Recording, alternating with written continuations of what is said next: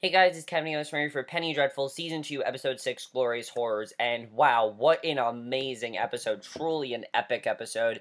This might be my favorite episode of Penny Dreadful in general. I'm going to be completely honest, guys. I think this episode was awesome. It had everything I love about the show. It had, really scary images. It had some really awesome storylines. Some genuinely darkly humorous scenes, which I definitely do want to talk about. And, yeah, so by far best episode of the season, might be my favorite episode of the whole show. I don't know, I'm pretty sure it is. I absolutely loved it. Let's get into the episode because it was amazing, and there's so much to talk about. Oh my god, there's so much that's happened in this episode. So we start off in this really creepy way. I love the way they started off. I mean, usually they just cut right to the intro, but for once they actually didn't cut to the intro. They had something before the intro, which I thought was really cool. We see this maid. She's walking down the hall with her tray, and we're like, why is this maid here? It kind of throws you off of why she's here. She sees this puddle of blood, and she looks at it, and after a while, she just keeps walking. She didn't really think anything of it. She's obviously freaked out, but she's like, I gotta do my job. So she opens the door. She finds Gladys dead. Her throat's slit. She slit her throat, and she screams, and that's how the episode started. I thought that was a perfect way to start the episode. I mean, it perfectly puts you into how creepy this episode's gonna be. So Victor lies in bed and wakes up to find Lilly up and humming a tune, and he sees that she has made him breakfast and looks surprised. And I think it's not just that he's surprised about it, I think he just doesn't really want to get too attached, because he knows that, this is incest what he's doing. Even though he's falling in love with her, he doesn't want to get too attached to her. So he smiles at her, and she kisses him good morning, and she asks how he likes his eggs, and then he kisses her, and they lie down together. And I thought that was really sweet. I mean, they're really sweet, but, like, it's incestuous, definitely. So Evelyn wakes up after her and Malcolm have had sex. She cuts a strand of his hair to add to her voodoo doll of him, and she tells him to sleep tight because he's going to have a challenging day. Which, yeah, he definitely will. Because, of course, he has no idea that Glass was, killed herself and things like that. He doesn't know about any of that. So Dorian finds Angelique putting on her face, and she says he can't see her without her makeup. She's a holy terror in the morning, and he asks how they should spend their day. And she says she has to go home and change, and she asks if it's okay if she brings some of her clothes to his house, and he says it's no problem. And he asks if she wants to go shopping, and asks if she wants to go to Burlington Arcade or Bond Street, and she says that's awfully public and suggests they do with discretion, and he says he doesn't care. In his house, they celebrate the unusual and set the tone, and the world follows. And the thrill of the forbidden, there is nothing to match that, and Dorian basically we see right here that Dorian doesn't really love Angelique, he just loves the symbol that she represents, because she represents someone who's not afraid to be who she wants to be. So I don't really feel he cares about her more than he just cares about what she is. He cares more about who she is rather than herself. And Dorian decides to throw a ball for Angelique. He tells her to invite anyone who's anyone, says she deserves a proper coming out. So I thought it was really sweet that he was doing that, but honestly, I think he's really just doing this because she's a symbol of everything he believes in. That's really why he loves Angelique. I don't think he truly does love her. So Ethan, Vanessa, and Sembene away from Malcolm to arrive. He arrives, and he's like the most cheerful we've ever seen Malcolm. Honestly, the scenes with Malcolm, with him being so cheerful, are kind of like darkly humorous, just because Malcolm's never like this. I don't think we've ever seen Malcolm in this good of a mood, honestly. They say they need to speak with him, but he's too overcome with the spell that Evelyn's put on him, which gives him eternal happiness, and he says they need to acknowledge how splendid the day is, and I'm just like, oh my god, seriously.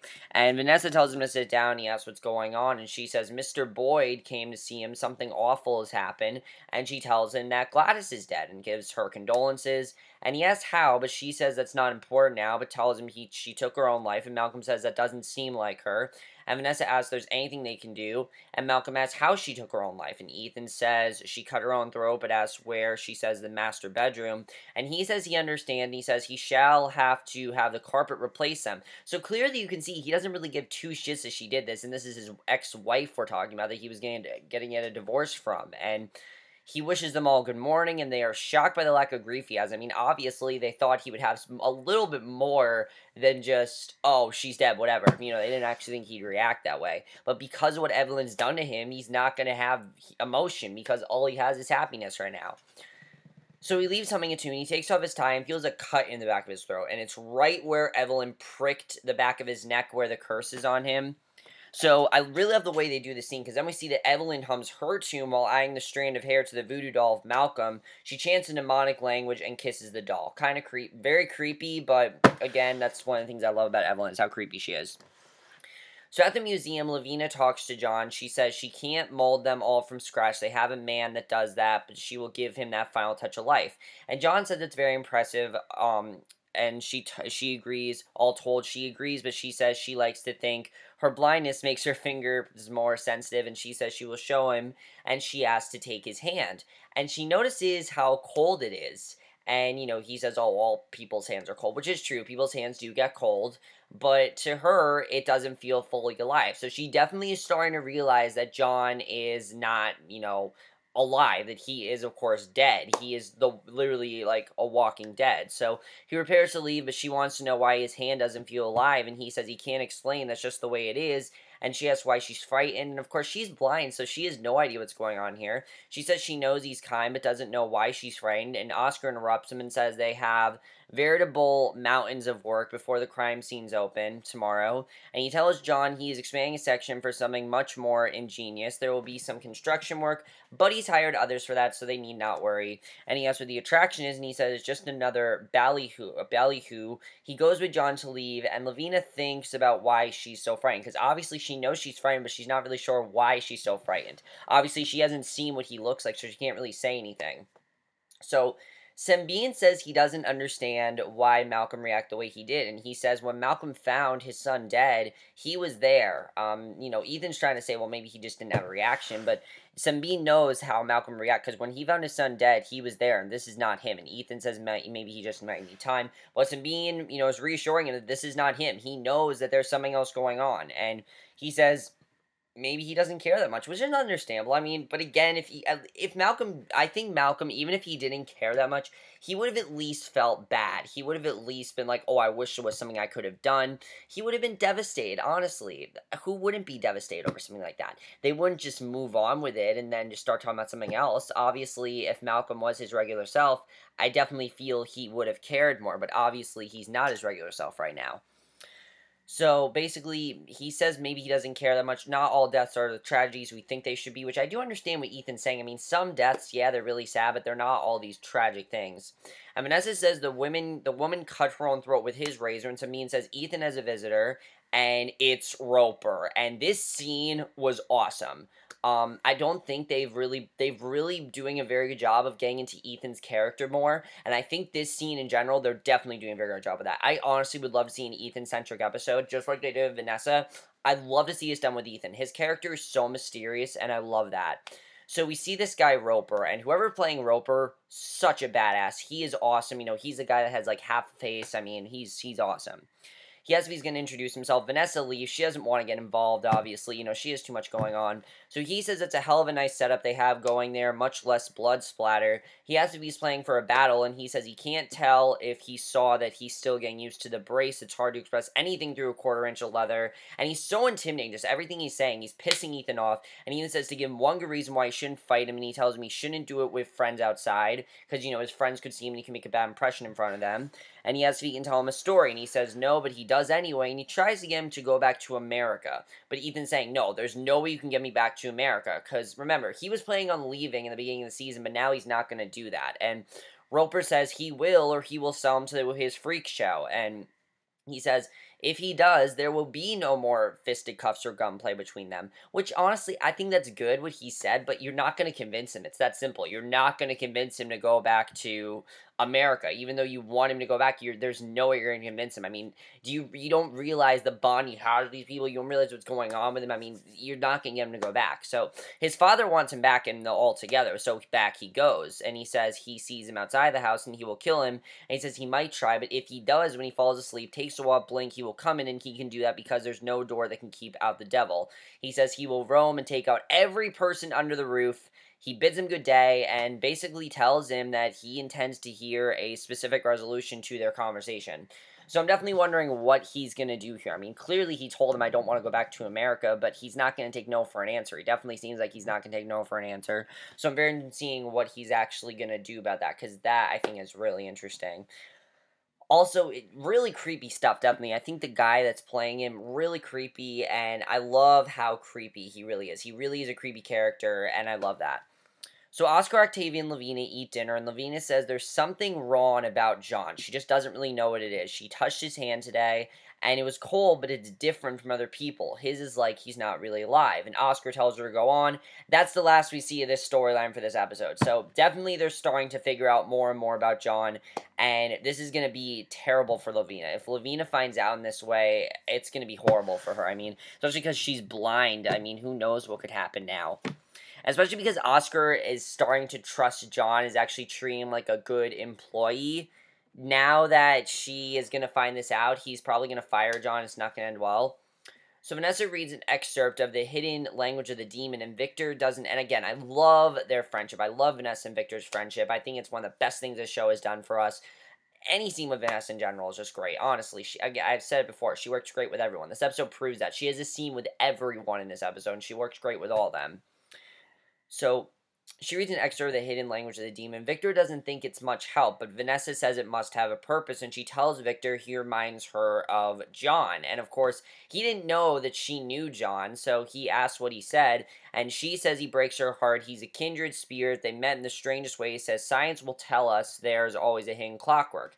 And she asks how Lilly is, and he says she's functioning, and she can tell. I love that she's basically is, telling him that she can tell that they have feelings for each other. And he says his whole life he thought he was set to live with exceptionality. He was not like his brothers. He was resolutely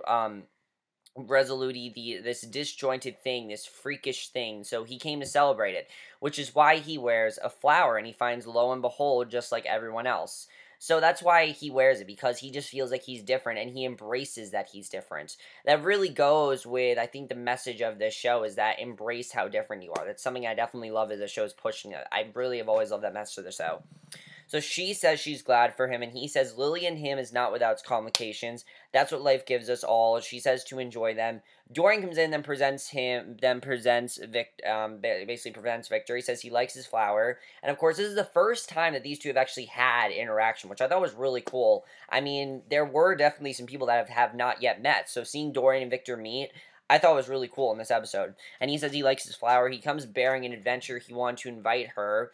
And basically, he wanted to invite Vanessa and Malcolm to attend Angelique's party.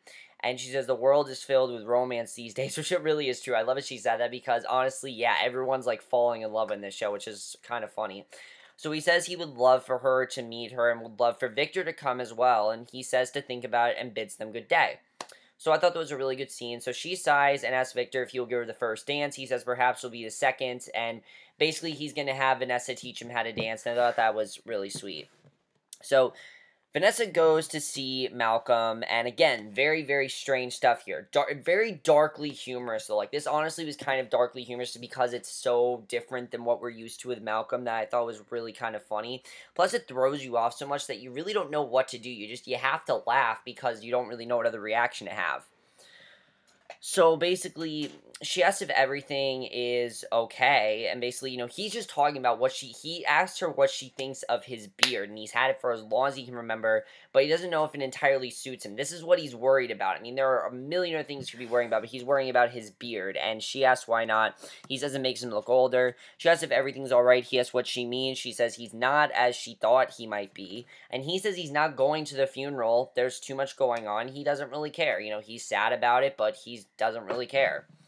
So he very quickly changes the subject. Again, Vanessa can tell that there's something wrong. And some people have said that Vanessa's really stupid to not, realize that there's something wrong. Here's the thing. Vanessa has a million other things on her mind right now that she needs to worry about. I don't think that she really is putting together the fact that I don't think really Malcolm and Evelyn, I don't think that's really on her mind right now. I think she definitely is thinking about what's going on with that, but she's not thinking that has anything to do with how Malcolm's acting. She definitely knows there's something weird going on, but she just has no idea what's actually going on.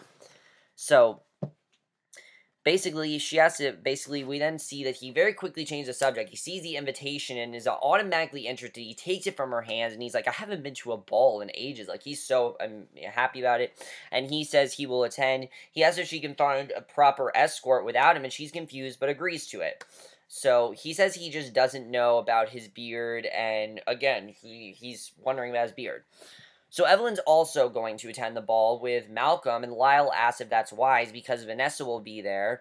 And I love that we actually got some interaction between these two, because we know that Lyle's been working for Evelyn, but we never really knew if he was on her side, which there's no way he is on her side, but you do see how he is working for her, and I definitely really like seeing it, because I don't think we've seen enough of that plot, and I like that we finally saw that here.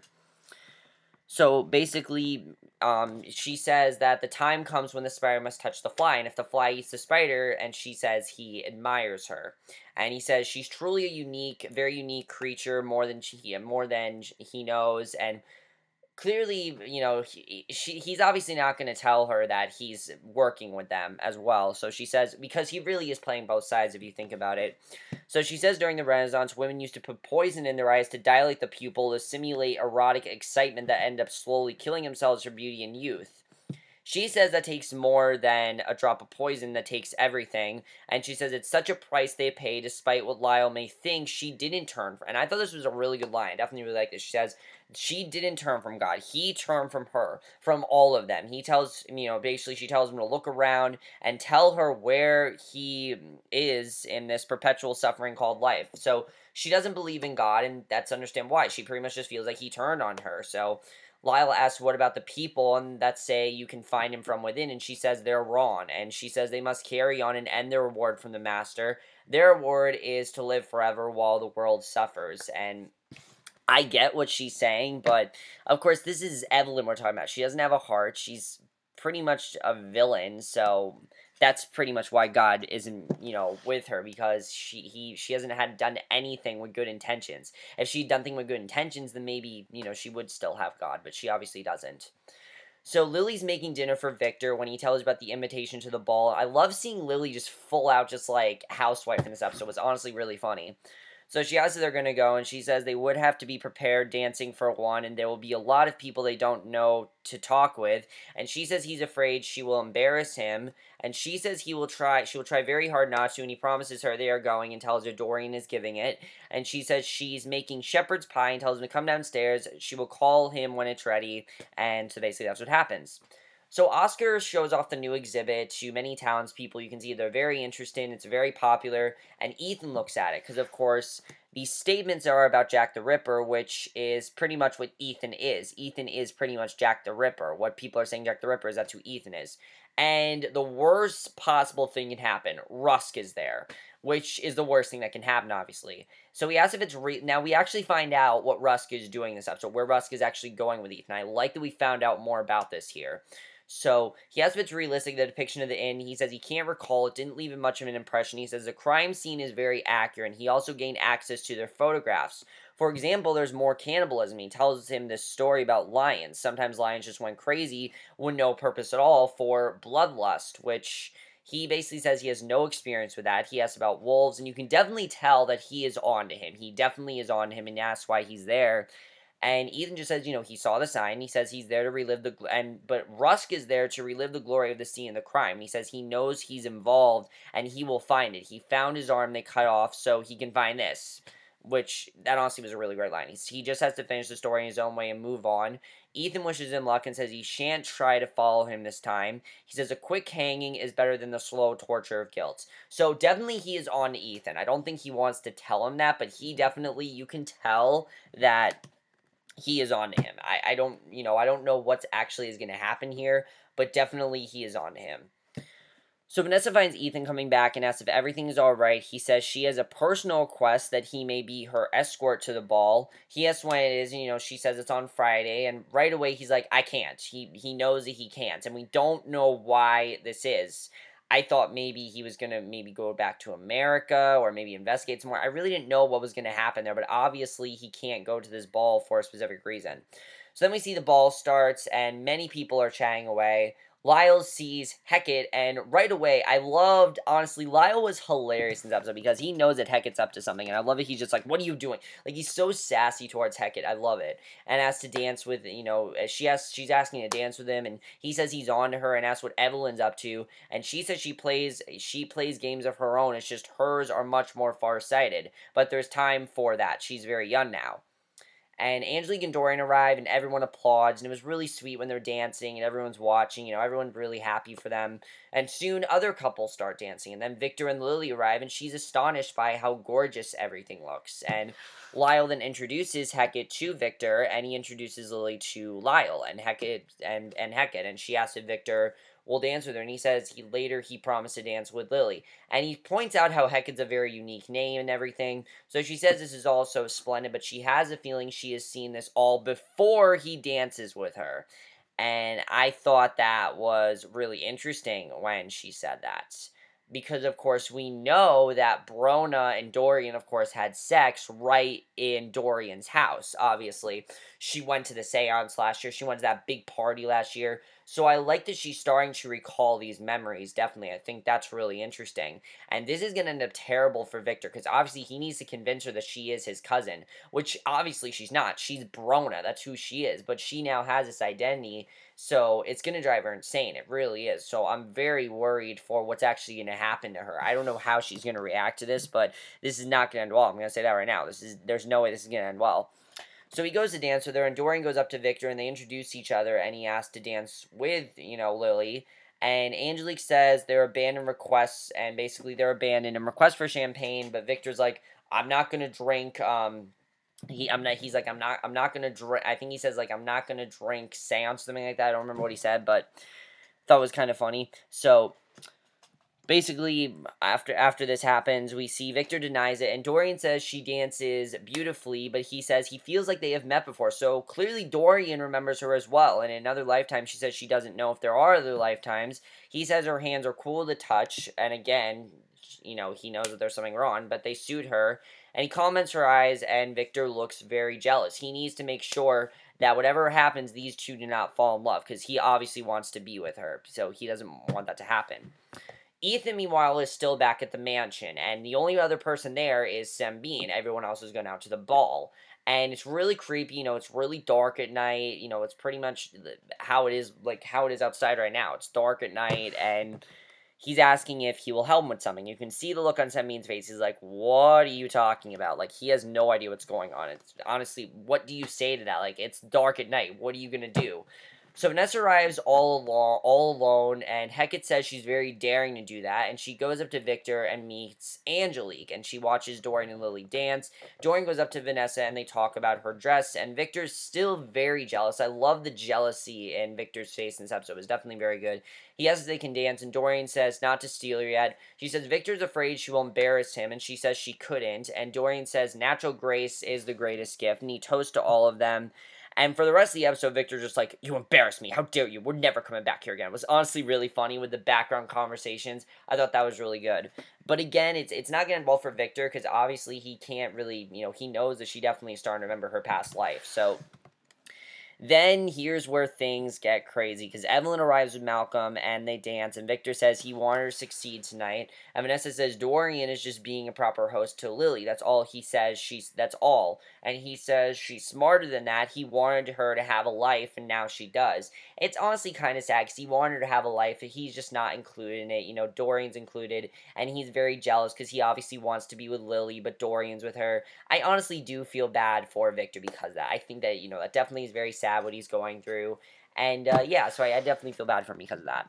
So Vanessa sees Evelyn, looks shocked, and she reminds Vanessa she is Madame Kali at the seance. Of course, if you remember, she did perform that seance, and she reminds Vanessa that she was part of it. And Malcolm has actually shaved his beard, which I thought was interesting, that he actually went through with it.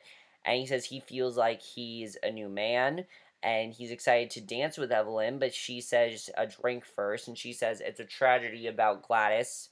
And this whole scene, I feel like Vanessa knows something about Evelyn. I mean, you can tell that the way Vanessa looks at Evelyn, it's not a way she looks at other people. She looked very scared of her. She looked very intimidated. I definitely think Vanessa thinks something's up with Evelyn. I don't think she thinks, exactly what's going on. She definitely can tell there's something up with her. I mean, just the way that she was looking at her, there's no way that she doesn't suspect her of something. You can tell that she doesn't trust her 100%, which is understandable. Why would you trust someone like that? I wouldn't obviously not trust someone like that. It's just, no, you shouldn't trust someone like that. So Vanessa says it's not a trick. He speaks very highly of her, and she tells her that Malcolm is her friend, and she says she has to be welcome in her life, and Vanessa says she should come visit them. And I'm very sure that Vanessa's on her at this point. So Sembene is then cheering up Ethan like he's telling him to do. He says he needs to stay there, sit elsewhere, and tells him whatever happens, don't move from that chair, and he tells him to watch. And you don't really know what's going to happen here. But Lyle then talks to Vanessa and she says she never learned the rules of the game. There are complications, like Victor said to her.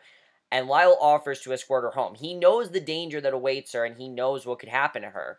And basically, he tells her she's not safe here, and she says she has to say goodnight to Victor first. And she sees Hecate, and the second she sees Hecate, she starts to get, like, really woozy and out of it, and she starts to definitely look very lightheaded. And Hecate is, like, this look in her face. She's just like, that's basically the look that Hecate's just giving her this whole time. And she's laughing, and Vanessa looks at her hand.